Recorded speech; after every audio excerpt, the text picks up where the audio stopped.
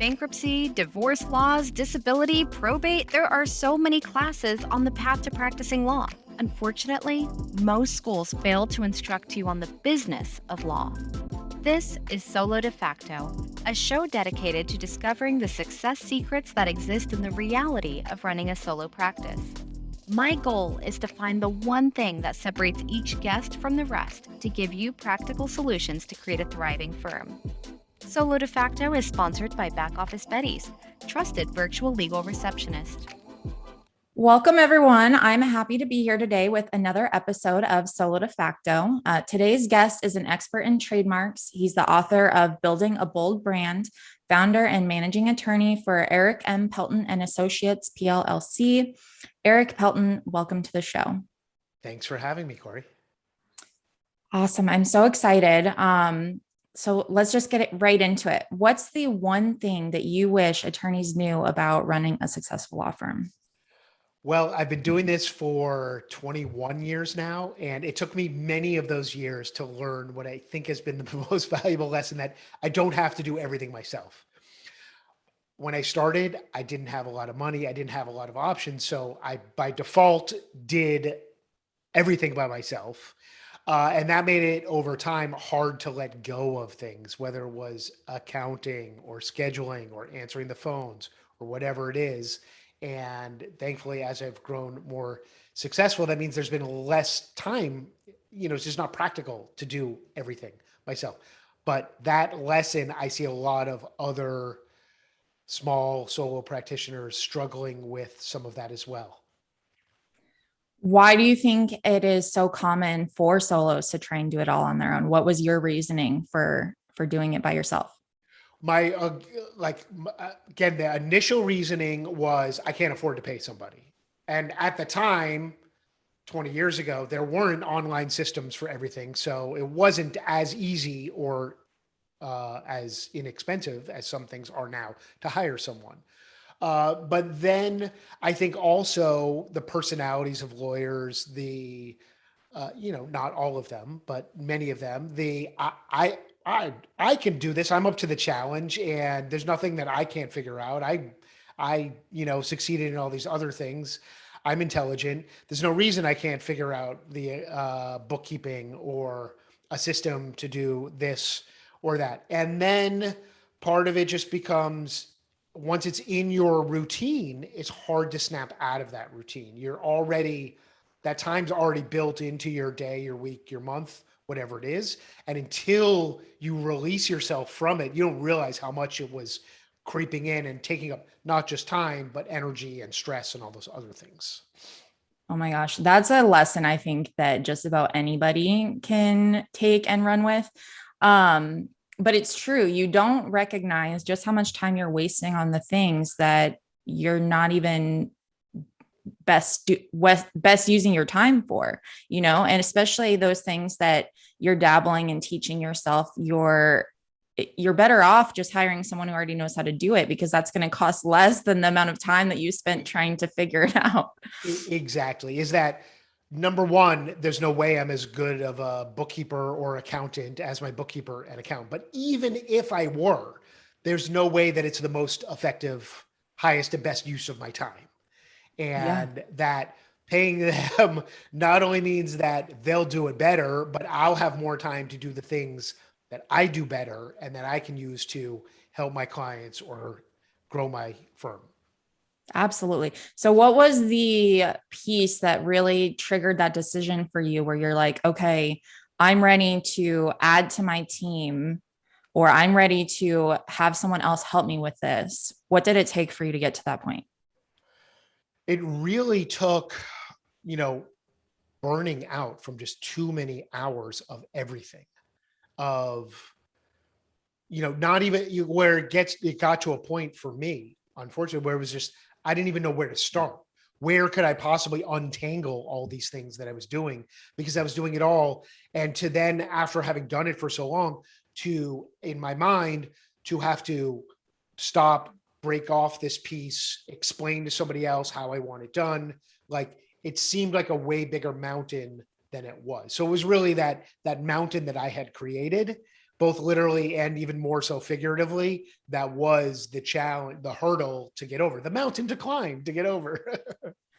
Yeah, it's sad that it takes burnout, but I feel like that is a common denominator when people finally decide that they are ready to ask for help. And I wish that it didn't have to be that way, because I don't think anyone should have to go through burnout. I personally have gone through it. And it's not fun. So I'm sorry that that's what it took for you, but I'm glad that you were able to get the ball rolling with fixing that. How did you start finding the help? What was the first place you looked, or how did you decide where you were going to even begin? Yeah, the first real help that I took off my plate was a lot of marketing, web design. Like my original website, I had done it myself, and it was pretty good, but it was clearly limited by my ability to build and maintain a website. And again, I'll never be as much of an expert as somebody who only does that. And so that was the first big thing that I took off my plate, was managing that. And that evolved into managing my videos, my podcast, and sort of all of my content, my online presence. And that was huge. That was huge because I had been building a lot of time into my schedule every week to work on blog posts, videos, podcast, all of these things. And to be able to say, okay, I still need to show up to record the video or the podcast, but that's it. That's all I need to be there for. It was a huge freeing. Yeah, because there's so much like behind the scenes work that goes into it too, that you're not even thinking about. Okay, I'm going to start a podcast, but now I have to edit the video and I've got to post it on the social media, and I need to reach out to people to invite them to be on the show. It's a lot of work. Right. And now, so you doing that, did you feel like by outsourcing some of these things that you were spending so much time on, what did it do for you? Did it give you more free time? Did it give you more time to, focus on what you love doing and, time to write your book that you wrote? What was it that did for you specifically? Yeah, it gave me more time for everything, but most importantly, more time to devote to my clients, so that there were happier clients, better clients, less. I mean, even though, there were never a lot of serious problems, but when you're handling a large volume, there's always going to be challenges, and to be able to nip more of those in the bud and avoid more of those up front. And so it ultimately has allowed me in the last 2 years to grow the practice to a level and at a pace that I didn't know was possible before then. That's amazing. So by giving up some of these things, did that translate then to now you're making more money too? You were able to grow as far as revenue in ways that you never expected? Yes. We've grown in revenue. We've grown in volume. We've grown in staff, from growing to like a team of 3 people full-time to a team of 5 people full-time. And it's funny, I never have put this together until our discussion right now, but I like to try to do yoga every once in a while. And in yoga, they always talk about like letting go of something, that's a challenge or a stress, so that it gives you room for more growth and more success. And that's a great analogy here. Totally. It's like so many parts of your life that is applicable to too. So I think that is enlightening and probably something that a lot of people need to hear, because I feel like what I've noticed in what we do is people view the outsourcing as an expense. It's something that's like nice to have, but really it's almost an investment in your ability to grow and make more money when you are able to add these people to help you and focus on what you're really good at. Yeah. Flip it around. What could I do with that time? Could I serve clients better? Could I grow to make more money? Or do I want to do other things with that time? Maybe it's travel, family, the other things that have a real value, plus the less stress and more peace of mind is worth a lot. Yeah, absolutely. So what do you think If you had to say one thing that you wish you had done differently when you started this journey of, kind of letting go of things and finding people to help you, what would you have done differently? I would not have held on as long as I could. I mean, it sort of all comes back to that first point. But even when I knew that it was the right thing to do, even when I was thinking about it and talking to other people about who would be a good fit for some of these services, it was still in the back of my mind was still, yeah, but they'll never understand how I want it to be done, or they'll never do it the way that I do it, And so maybe even though it's taking me more time, in my mind, it's better this way. And it was just, so it was really my mindset. That was that was all of the obstacles, all of the Yeah. obstacles. It's funny because sometimes the way that you do it isn't even necessarily the best way either. So having someone else come in and do it a different way might even be beneficial, instead of freaking out that, you can't keep things the same way that you've always had them. Maybe that's a good thing Right. for some people, Right. And yes, of course, it's ironic because as a lawyer, I'm getting other people to trust and pay me as an expert in helping them protect their trademarks and their brand. And I would never recommend that they try to do it on their own, even though it is possible to do it on your own. It's a lot of work and it'll never come out as good as if you hired an expert. So of course, I should understand that lesson. And my wife and her family are in the restaurant business, and you see this all the time in mom and pop restaurants where, you know, they do it all. They do it all, and they often succeed, but it comes with a huge, cost of time and stress to do it all, and letting go of some of it, really, really is important and valuable. Yeah. I actually, when I first started working, I spent a lot of time in restaurants as a server and eventually managing. But the mom and pop shops, the owners were always there, 70, 80-hour weeks working nonstop. And then they burn out and they're like, I can't do it anymore. And I feel like that's applicable to so many other businesses. I've seen that firsthand with, that restaurant that I worked at, but then also with attorneys, they like what you went through, Right. you hit the bottom and you realize I need help. So I kind of want to go more into what is it that you do with, your book, Building a Bold Brand. Can you take us around what that talks about and how you got to the point of, writing your book? What inspired that and how do you help people with that? Yeah, of course. I have a copy right here to show off. Oh, and it's cute. I love it. Oh yeah. See, because I work with people on their branding and protecting their brands, I think it's very important to practice what I preach. So Yeah. I am very cognizant, like this sunflower I use very frequently in all of our branding website, often wearing a pin, like a lapel pin that's a sunflower, and tying that branding all together, the background behind me. Yeah. So Really fast. What does the sunflower mean for you? So it all ties together with a tagline of making trademarks bloom since 1999 and helping brands protect and grow. So it all ties together with the flower theme. I love that. Thanks. Yeah, so I decided to write a book after many years of thinking about it and many years of writing blog posts and articles.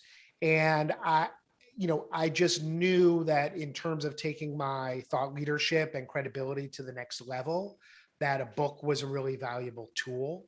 And so I thought it would be easier than it was. And this is a good lesson actually for what we're talking about as well. I thought, I'll just go, all I have to do is find, 30 great blog posts that I've written and kind of, weave them together and it'll be a book. And then when I started doing that, I realized these blog posts were good at the time for what they're doing, but they're not good enough for the book and it doesn't all come together in the right way. And so I had to start much, much closer from scratch than I had anticipated. But the best decision I made on that was hiring a copywriter / editor friend of mine has not only helped me edit along the way, but became an accountability partner because we would schedule coffee meetings to sit and go over the next chapter of the book. And so it forced me to stay on track, on schedule, and get it done and delivered. Yeah, that accountability level, but then also the expertise of being able to go through and double check everything. That's awesome. So what's the most exciting thing coming up in the future for your business? We are continuing to grow, and that I just hired two associates this August, and that's really the sort of culmination of me helping to unload all of these different balls that I was juggling in the air. And so now it's allowing me more time to serve clients, to do the work that I enjoy doing, and also think about how do we build and grow the firm going forward and what kind of marketing. So I've been working on, for example, turning the book into an audio and video versions of the book, working on new additions to the website, and doing more and more teaching, creating videos for other lawyers, webinars and teachings that have been really well received and successful as well. That's amazing. Congratulations on your growth. Are you using any cool technology that you'd like to share? Well, because we've been around for a while, again, going back to 1999, when I first started doing a large volume of trademark filings, there weren't a lot of docketing options available that focused on trademarks. And so actually had the lucky foresight at the time, 10 plus years ago, to build our own system, to work with a software designer who I still work with to this day. We have a one of a kind, unique platform. And for many years, it's served us great, helping to manage our contacts, manage our records, our dockets, our status, all of those things. But now that I've had more time and our caseload has continued to grow, we've sort of doubled down on investing in this system and making it even better, even faster, even more effective, having more tools. So that's been tremendous. Of course, we use lots of other technology, like my big technology investment during quarantine last year was building a little podcast video studio in my office with a professional microphone, with a professional camera, with an iMac. I'm not a Mac person in general, but I bought an iMac because the best for the quality of the video and the processing and everything, with professional lighting and all of that. So that's been a great investment. Now I crank out videos, again, reducing the labor intensity. All I have to do is turn things on and record, and I can have videos. That's amazing. And when you say that all of this ties back into your brand, what advice do you give to other attorneys when they are struggling to figure out how to spend more time working on their brand? What is the first thing that, once they have that time and they've outsourced some things, they should focus on? Yeah, well, in terms of there's creating their brand and then protecting their brand. So protecting their brand is the easy part. You want to make sure you're using copyright notice and work with somebody to file to protect your trademarks if you have a creative name for your firm, for your podcast, for your blog, for your app, whatever it is, for your newsletter, whatever it is. If you're coming up with creative names, and hopefully you are, so that they stand out, you want to protect them. In terms of building that portfolio of a brand that stands out from your competition, the number one tip, I think, is to show yourself, to share about you, and not just to make it about your work and a law firm and legal and all buttoned up and tight and conservative. And of course, this is a big change from many decades of history of law firms where everybody, by default, maybe, I don't know why, thought, okay, we have to be stuffy, boring, conservative. We don't want to offend anybody. So then they'll give us their money and they'll trust us. And that doesn't work anymore. And the way to differentiate yourself is to be true to yourself and let that come through. And I think that that's the way the other attorneys that I see who are doing a great job on branding are doing that, whether it's they love running marathons or they love going to visit their place out in the country, or they traveling internationally, whatever that is, let that shine through, let that show up in your work, a little bit of personality. And you can really help build your brand around that. I think that's such great advice, because I've talked to so many people recently that have similar thoughts along this, where, the legal industry is changing. It doesn't have to be stuffy and boring and the way that, you expected it to be when you got out of law school. And the fun and the authenticity and the unique models, and there's so much that's happening right now with people branching out and really finding themselves as something separate than an attorney and then marrying them. I think that's amazing for the industry. And I can't wait to see more people take that on. Like, that trend is exciting to me. Agreed. So now I need to ask, I want to kind of go backwards a little bit. Can you tell me, tell me your life story? How did you get into this space? How did you decide, to stick with trademarking and branding? How did you decide to be an attorney? Whatever it is, tell me how you got here. I got here through a series of missteps and knowing what I didn't want to do that led me eventually to the right path. So I wasn't a great student in college, and towards the end realized, oh, this like education and learning though can be interesting when you have the right professors and you're interested in the subject matter. And I finally was mature enough to start realizing that. And so I wanted to go to law school for the education, not necessarily to become a lawyer. And then in law school, I did a million different internships, part-time jobs, clerkships, clinic, you name it, to expose myself to all the different types of opportunities. And some of which were not legal based, like working on software and websites and things like that. And that was great because I learned all the things that I didn't want to do. I didn't necessarily at that time fall in love with anything that I did want to do, but I knew like I didn't want to do family law. I didn't want to work at a big law firm downtown. I didn't want to work for a big corporation, like all of those things. And I still hadn't yet found my place though for where I knew I did want to land. And I was fortunate. I was interested in intellectual property because it tied into technology. And someone told me shortly after graduating law school, that the U.S. Patent and Trademark Office was hiring trademark examiners and that I should consider applying. And I applied and I got the job, and it was a great environment, great place to learn, great mentors, great training. I then discovered that working for the federal government was also not my calling. And I loved my time while I was there, but I couldn't see myself there in 5 years or 10 years down the road.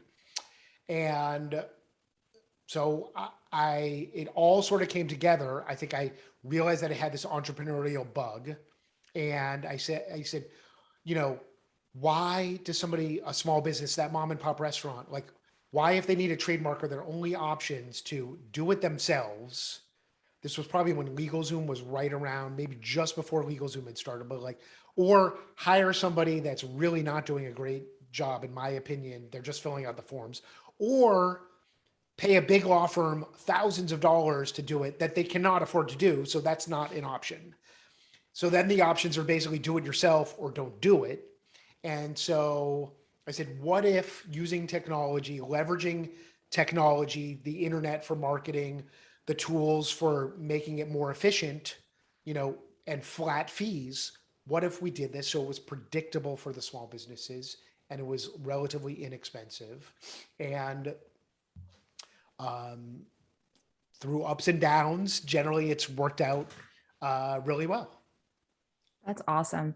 I think the most valuable experiences are the ones where you're like, I never want to do that again.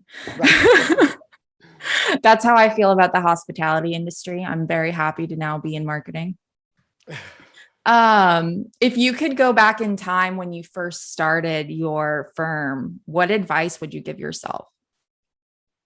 Well, sticking with our theme today, it would definitely be to like, don't do it all yourself. Like you think that you can't afford it, but that's just because you're just looking at like the one top line number. You're not looking at all the other benefits that you would have if you were paying somebody who was an expert, and would take them a lot less time and to do it a lot better to do X, Y, or Z. Build your website, handle your accounting or bookkeeping, and that all that extra time would lead to more revenue that would well eclipse what you were spending on getting the help.